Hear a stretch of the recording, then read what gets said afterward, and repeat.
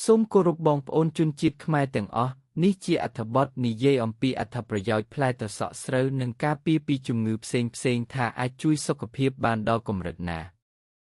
ផ្លែត្រសក់ស្រូវមិនត្រឹមតែមានអាជីរសផ្អែមស្រទន់និងផ្ដល់ភាពត្រជាក់ដល់រាងកាយប៉ុណ្ណោះទេប៉ុន្តែវាក៏ជាប្រភពនៃវីតាមីននិងសារធាតុរ៉ែយ៉ាងច្រើនលើសលប់ផងដែរ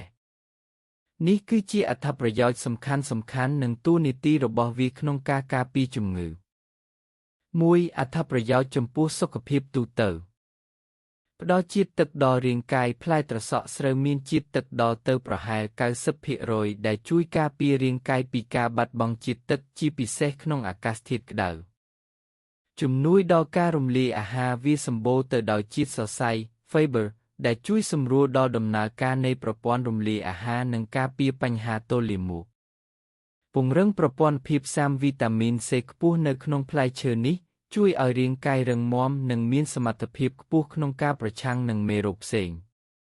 ល្អសម្រាប់ស្បែកនិងសក់វីតាមីន A ជួយដល់ការលូតលាស់នៃកោសិកាស្បែកនិងរក្សាសំណើមចំណែកវីតាមីន C ជួយបង្កើនការផលិតកូឡាជែន Collagen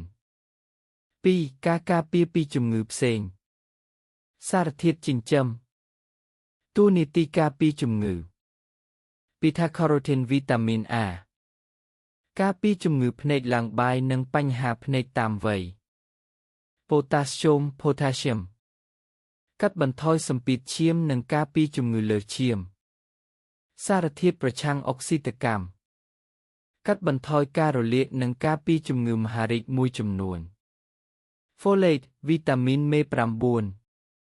ការពារជំងឺដាច់សរសៃឈាមខួរក្បាលនិងល្អសម្រាប់ស្ត្រីមានផ្ទៃពោះ Export Sheets 3. ព័ត៌មានបន្ថែមសម្រាប់អ្នក Tip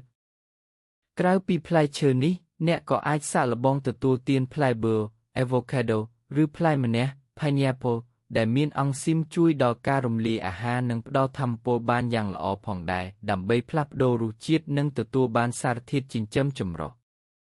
ចំណាំទោះបីជាត្រសក់ស្រូវមានអត្ថប្រយោជន៍ច្រើនប៉ុន្តែអ្នកដែលមានបញ្ហាជាតិស្ករក្នុងឈាមទឹកនោមផ្អែមគួរទទួលទានក្នុងកម្រិតសមរម្យព្រោះវាមានកម្រិតជាតិស្ករ Glycemic Index បង្គួរ